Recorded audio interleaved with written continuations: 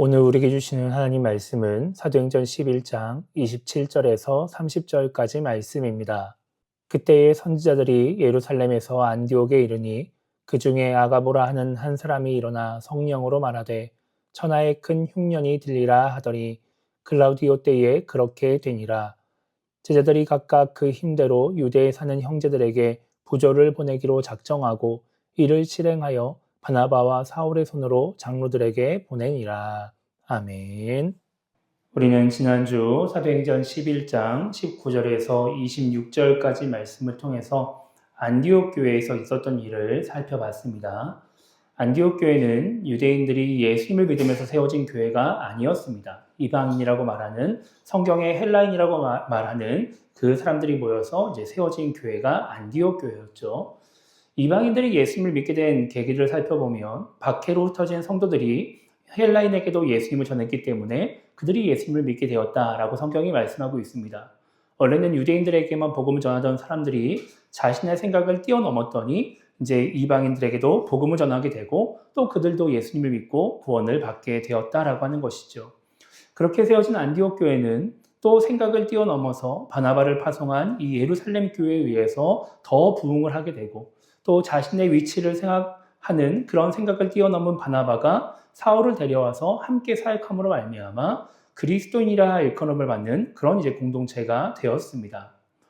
우리에게는 고정관념이라는 것이 있습니다. 그런데 그 고정관념을 뛰어넘어야 우리가 다른 사람에게 복음을 전할 수 있고 또 말씀을 읽으면서 은혜를 경험할 수 있습니다. 그렇기 때문에 우리가 영혼을 구원하기 위해서 또 은혜를 경험하기 위해서 이 초대교회 성도들처럼 이 안디옥 교회처럼 우리의 생각을 뛰어넘어야 한다라고 하는 말씀을 지난주에 함께 나누었습니다. 오늘 이제 우리가 읽은 말씀은 이 안디옥 교회가 한 일에 대해서 기록을 하고 있습니다. 27절을 보면 이렇게 말씀하고 있습니다. 그때 선지자들이 예루살렘에서 안디옥에 이르니 이렇게 말씀하고 있죠. 예루살렘에서 선지자들이 와서 안디옥에 도착을 했습니다. 그런데 그 중에 아가보라고 하는 선지자가 성령의 감동을 받아서 이렇게 이야기를 합니다. 천하에 큰 흉년이 들리라 이렇게 말씀을 해요. 그렇게 예언을 한 거예요. 그러고 났더니 시간이 지나서 글라우디오 때에 그렇게 되었다라고 성경이 말씀을 하고 있습니다. 여기서 말하는 글라우디오라고 하는 사람은 로마의 네 번째 황제인 클라우디우스라고 하는 황제입니다. 이 황제는 기원 후 41년부터 54년까지 14년 동안 이 로마 제국을 다스렸어요. 그런데 이 역사적인 기록에 의하면 유대 지역에서 기원 후 45년에서 48년 사이에 흉년이 들었다라고 말씀하고 있습니다. 이 유대 지역에 흉년이 들어서 이 식량 문제가 발생하게 된 것이죠. 지금처럼 이렇게 농사가 좀 흉년이 들면 라면 먹고 빵 먹고 이런 시기가 아니었기 때문에 이 당시 유대 지역에 있는 사람들은 식량을 구할 수가 없어서 배고파하고 또 경제적으로 여러 가지 어려움을 겪게 되었습니다. 그러면서 이 예루살렘에 있던 이 초대교회 성도들도 어려움을 겪게 되었던 것이죠. 이렇게 어려움을 겪고 있는 이 유대교회 성도들에게, 유대 지역의 성도들에게 도움을 준 사람들이 있었어요. 29절 말씀을 보면 제자들이 각각 그 힘대로 유대에 사는 형제들에게 부조를 보내기로 작정하고 라고 말씀하고 있습니다. 여기서 말하는 제자들이 누구냐면은 안디옥 교회 성도들인 거예요. 그러니까 이 안디옥 교회 성도들이 이 예언이 실행된 것을 듣고 나서 이 유대에 사는 형제들의 도움을 주기 위해서 부조를 보내기로 작정을 하는 겁니다. 그리고 이제 30절 말씀 보면은 이것을 그대로 실행해서 이렇게 모은 부조금을 바나바와 사울의 손에 이제 들려서 예루살렘 교회에 전달을 하게 되는 것이죠. 그래서 그들의 어려움을 도와주게 되었다라고 하는 것입니다. 오늘 우리가 읽은 이 사도행전 11장 27절부터 30절까지 말씀은 현재와 미래가 섞여 있는 말씀입니다. 그러니까 이 27절부터 아가보가 이제 천하에 큰 흉년이 들 것이다 라고 예언하는 그때까지는 현재의 사건인 거예요. 이 성경의 시점으로 보면은 현재의 사건인 거예요. 그리고 이제 그 뒤에 나오는 이 실제로 흉년이 들었다라고 하고 그리고 부조를 모아서 예루살렘으로 보내는 이 28절 후반절부터 30절까지 말씀은 미래의 사건을 땡겨와서 써놓는 겁니다. 그러니까 이 11장 마지막 부분은 미래의 일이고 다시 사도행전 12장으로 가면은 다시 현재 시점으로 돌아온다. 이렇게 볼 수가 있는 거예요. 그런데 이 사도행전을 쓴 누가라고 하는 사람이 이 11장 마지막에 왜 굳이 이렇게 미래의 일과 현재의 일을 섞어서 기록을 했을까? 우리가 한번 생각해 봐야 되는 것이죠. 이 누가가 현재와 미래의 일을 한꺼번에 쓰면서 이 안디옥 교회 성도들이 한 일을 기록해 놓은 이유는 안디옥 교회 성도들이 유대 지역에 있는 형제들을 돕기 위해서 부조를 보냈다라고 하는 것을 알려주기 위해서 그렇습니다. 히터를 좀 꺼주시겠어요? 그러니까 이 안디옥 교회 성도들이 어떤 일을 했는지를 알려주려고 누가가 지금 현재 일과 미래 일을 한꺼번에 끌어와가지고 지금 기록을 하고 있는 것이죠. 이것을 우리가 지난주에 살펴봤던 19절부터 나오는 말씀으로 쭉 이어서 생각을 해보면 예루살렘 교회 성도들의 수고로 인하여서 안디옥 교회가 안정이 되어지고 그렇게 교회가 번성하게 된 다음에 다시 예루살렘 교회에 문제가 생겼을 때 안디옥 교회 성도들이 예루살렘 교회를 도와주는 이런 이제 순환의 고리들을 이야기를 하고 있습니다. 그러니까 안디옥 교회가 약할 때에는 예루살렘 교회가 안디옥 교회를 도와주고 예루살렘 교회가 어려워졌을 때에는 안디옥 교회가 예루살렘 교회를 도와주는 이제 이런 일들을 보여주고 있다라고 하는 것이죠. 그래서 이 19절부터 오늘 마지막 30절까지 말씀에서 이 사도행전을 기록한 누가라고 하는 사람은 그 순환고리를 우리에게 보여주고 있다. 우리가 이렇게 이해를 할 수 있는 것입니다. 그런데 이제 성경을 보면 오늘 이 안디옥 교회 성도들만 예루살렘 교회 성도들을 도와준 것은 아니었어요. 다른 교회 성도들도 이 예루살렘 교회를 도와주게 됩니다. 갈라디아서 2장을 보면 사도 바울이 바나바와 디도를 데리고 예루살렘을 방문하게 돼요. 예루살렘에 가서 뭘 하냐면 베드로와 야고보와 요한이라고 하는 당시 예루살렘 교회의 지도자들을 만나가지고 함께 이야기를 나누게 됩니다. 그러면서 이제 거기에서 어떤 결정이 내려지냐면 이 예루살렘 교회들은 유대인들을 대상으로 할례 받은 사람들을 대상으로 복음을 전하는 사명을 감당하게 되는 것이고 사도 바울과 바나바와 그런 이방 지역에 있는 교회들은 이방인들에게 복음을 전하는 사명을 감당한다. 이런 것들이 이제 확인을 딱 하게 돼요. 그러면서 이제 어떠한 사역에 대해서 정리가 되고 뭔가 서로를 인정하는 이제 그런 일들을 하게 되는 것이죠. 그런데 그렇게 만난 자리에서 이 베드로와 야고보와 요한이 사도 바울에게 부탁을 합니다. 어떤 부탁을 하냐면 갈라디아서 2장 10절 보면 이렇게 말씀하고 있어요. 다만 우리에게 가난한 자들을 기억하도록 부탁하였으니 이것은 나도 본래 힘써 행하여 왔노라 이렇게 말씀하고 있죠. 예루살렘 교회에 가난한 사람들이 있다라고 하는 거예요. 그래서 그들을 도와주기 위해서 좀 애를 써달라 이렇게 사도 바울에게 부탁을 했다라고 하는 겁니다. 그런데 이 부탁은 단지 그냥 사도 바울에게 개인적으로 하는 부탁이 아니었어요. 사도 바울을 통해서 이방 지역에 있는 교회들이 예루살렘 교회의 가난한 사람들을 신경 써줬으면 좋겠다라고 하는 교회들에게 하는 부탁이었다라고 하는 것이죠. 그래서 사도 바울이 그 일들을 계속해서 감당해왔다라고 성경에서 말씀을 하고 있는 겁니다. 고린도서 16장 1절 보면은 이렇게 말씀하고 있어요. 성도를 위하는 연보에 관하여는 내가 갈라디아 교회들에게 명한 것 같이 너희도 그렇게 하라 이렇게 말씀하고 있습니다.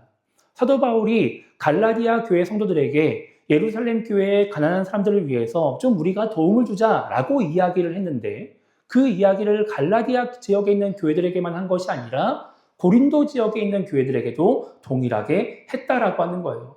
그러면서 2절에서는 이렇게 말씀하고 있습니다. 매주 첫날에 너희 각 사람이 수입에 따라 모아두어서 내가 갈 때에 연보하지 않게 하라 이렇게 말씀하고 있어요.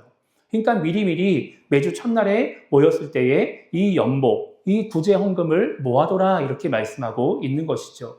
그러면서 3절에 보면은 내가 이를 때에 너희가 인정한 사람에게 편지를 주어 너희의 은혜를 예루살렘으로 가지고 가게 하니니 이렇게 말씀하고 있죠.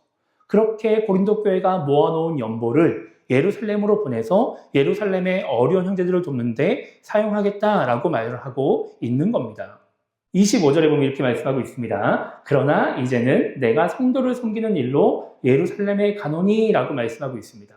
로마 교회에다가 편지 쓸 때에는 내가 성도를 돕기 위해서 예루살렘에 간다 이렇게 말씀하고 있는 거예요. 그러면서 이는 마게도냐와 아가야 사람들이 예루살렘 성도 중 가난한 자들을 위하여 기쁘게 얼마를 연보하였습니다 이렇게 말씀하고 있어요. 마게도냐라고 하는 지역은 유럽 지역에 있는 교회들을 이야기합니다. 그리고 아가야라고 하는 지역은 고린도가 속해 있는 지역을 이야기하는 거예요. 그러니까 사도 바울의 이야기를 듣고 나서 이 유럽 지역에 있는 마게도냐 교회와 아가야, 고린도 교회 성도들이 연보를 했다라고 하는 것이죠. 그래서 그것을 가지고 사도 바울이 예루살렘을 돕겠다라고 말씀을 하고 있는 거예요. 여러분, 근데 우리가 그냥 이렇게 지금 뭐 갈라디아부터 해서 쭉 성경을 읽으면서 보면은, 그냥 이방 지역 교회들이 예루살렘 교회를 도와줬구나, 이렇게 생각을 할 수 있습니다. 그런데 이방 지역 교회 입장에서 생각해 보면, 실은 이 사람들은 예루살렘 교회를 도와줄 이유가 없는 사람들이었어요. 성경에 보면 안디옥 교회는 분명히 예루살렘 교회의 도움을 받은 교회입니다. 이래저래 간접적으로 직접적으로 도움을 받은 교회예요. 그런데 여기 나오는 마게도냐나 아가야, 고린도 지역에 있는 교회들은 예루살렘 교회한테 뭔가 받은 게 없어요. 사도 바울을 통해서 교회가 개척되고 복음이 전해져서 사도 바울에게는 뭔가 도움을 받은 게 있지 예루살렘 교회는 실질적으로 받은 것이 없다라고 하는 것이죠. 그런데 왜 이 교회들이 굳이 예루살렘 교회를 도와줘야 했느냐?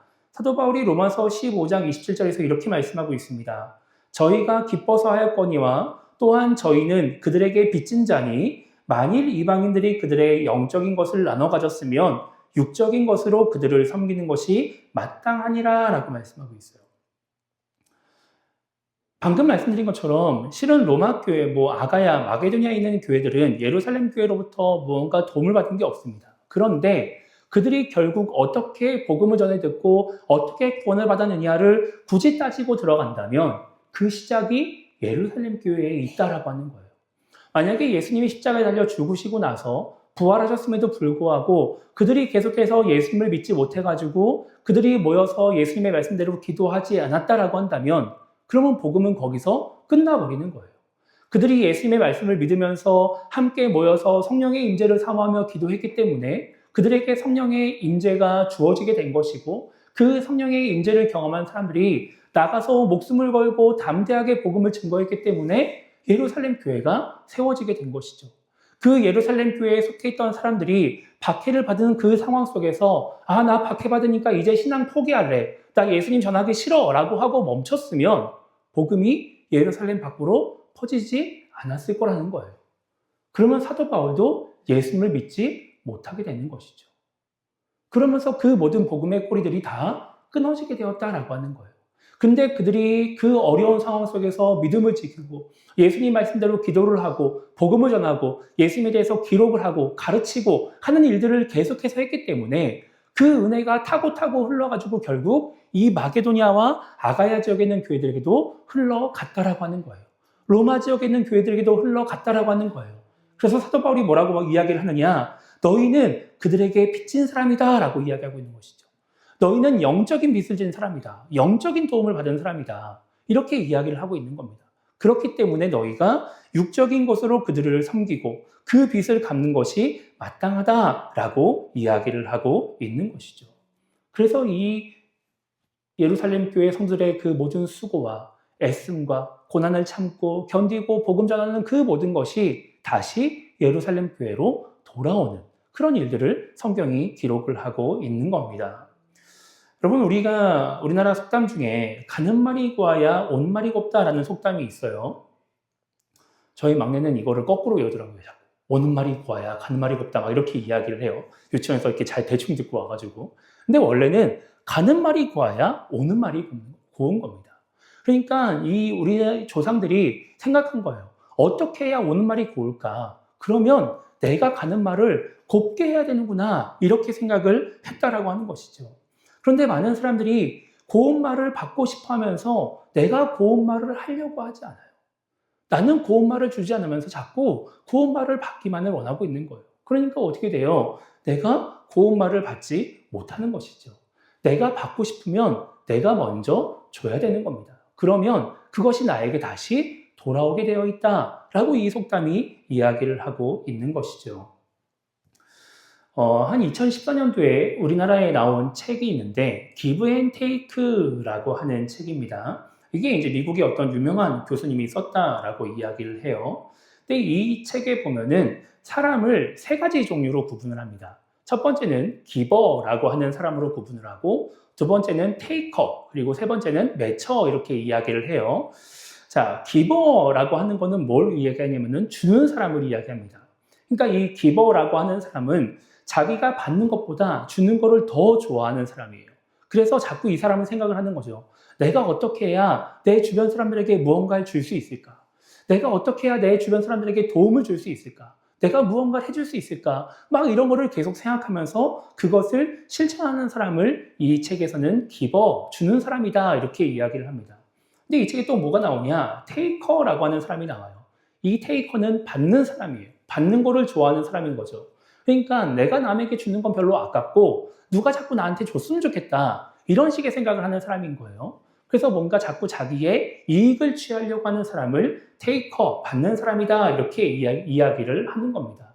그리고 이 책에 또 어떤 사람이 나오냐면 매처라고 하는 사람이 나와요. 이 사람은 그냥 이제 뭐 책에 나오는 해석에는 제가 그냥 해석한 거예요. 균형 있는 사람이다 이렇게 이야기를 합니다. 그러니까 이제 내가 뭔가 주고받는 것까지는 하겠는데 내가 그 과정에서 손해를 보고 싶지 않은 거예요. 그러니까 누가 나에게 뭐 얼마만큼의 값어치에 해당하는 무언가를 주면은 나도 딱 그만큼의 값어치를 주는 것이죠. 저 사람이 나에게 무언가를 줬을 때 고마워서 내가 더 많은 걸 줘야지 이런 생각은 하지 않는 거예요. 그러니까 손해를 보고 싶어 하지 않는 사람을 매처라고 하는 것이죠. 그래서 이런 유형의 사람은 내가 먼저 무언가를 주기보다 먼저 받으려고 해요. 왜냐하면 받아야 내가 그만큼 주면서 손해를 보지 않는 거죠. 내가 만약에 10,000원짜리 선물을 줬는데 저 사람이 5,000원짜리 선물 주면은 난 손해를 보는 거니까 내가 먼저 주고 싶어 하지 않는 거예요. 이 책에 보면은 이렇게 이야기를 합니다. 사람이 단기적으로 봤을 때 손해를 보는 사람이 누구냐? 그 사람은 기버라고 하는 거예요. 내가 무언가를 주고 싶어 하고 자꾸 주려고 애를 쓰는 사람은 단기적으로 자꾸 손해를 보면서 살아간다라고 하는 것이죠. 그런데 장기적으로 바라봤을 때 결국 성공하는 사람은 누구냐? 잘 사는 사람은 누구냐? 기버다라고 이야기를 합니다. 주는 사람이라고 이야기를 하는 거예요. 단기적으로 보면은 가장 성공하는 사람이 누구냐면 이 테이커라고 하는 사람입니다. 받는 사람이 단기적으로 보면은 성공하는 사람이에요. 그런데 이런 사람들은 시간이 지날수록 사람들과의 관계가 안 좋아져요. 평판이 나빠지는 거예요. 그러니까 길게 보면은 결국은 실패하게 되는 것이죠. 그래서 이 사람은 결국은 누가 성공하느냐? 기버가 성공한다. 주는 사람이 성공한다라고 이야기를 해요. 이게 성경에 나오는 이야기가 아니라 세계적으로 되게 저명한 심리학자가 그 유명한 대학교 교수님이 이렇게 이야기를 하고 있다라고 하는 것이죠. 여러분, 예루살렘 교회 성도들도 마찬가지였습니다. 여러분, 이 사람들이 처음에 그렇게 뭔가 박해를 받고 믿음을 지키고 복음 전하고 하면서 무언가를 바라면서 했을까요? 내가 이렇게 뭔가 박해를 참고 견디고 복음 전하고 그렇게 다른 교회들을 도와주고 그 영혼들 살리기 위해 애를 쓰면 뭔가 하나님이 나에게 어마어마한 재산을 주실 거야. 엄청난 복을 주실 거야. 이런 걸 기대하면서 했을까요? 아니에요. 신약 성경은 그런 걸 이야기하지 않습니다. 사도 바울이 전도 여행을 다녔더니 어마어마한 부자가 되었다. 신약 성경은 그런 거 이야기하지 않아요. 그러니까 초대교회 성도들은 그런 거를 바라면서 무언가를 하지 않았다라고 하는 것이죠. 그냥 이들은 그냥 예수님의 명령이니까, 그것이 자신들에게 주어진 사명이니까, 그냥 자기들이 영혼 구원 받기 위해서 믿음을 지키는 게 당연한 일이니까 그냥 그 일들을 감당하며 살았다라고 하는 거예요. 그런데 그것이 결국은 다른 교회에게 도움을 주는 일이 되는 것이고 계속해서 복음이 전해지면서 영혼을 구원하는 일들을 만들어냈던 것이고, 그리고 그것이 결국은 다시 자신들이 어려울 때 자신들에게 유익으로 돌아오는 그런 일들을 경험하게 되었다라고 하는 것이죠.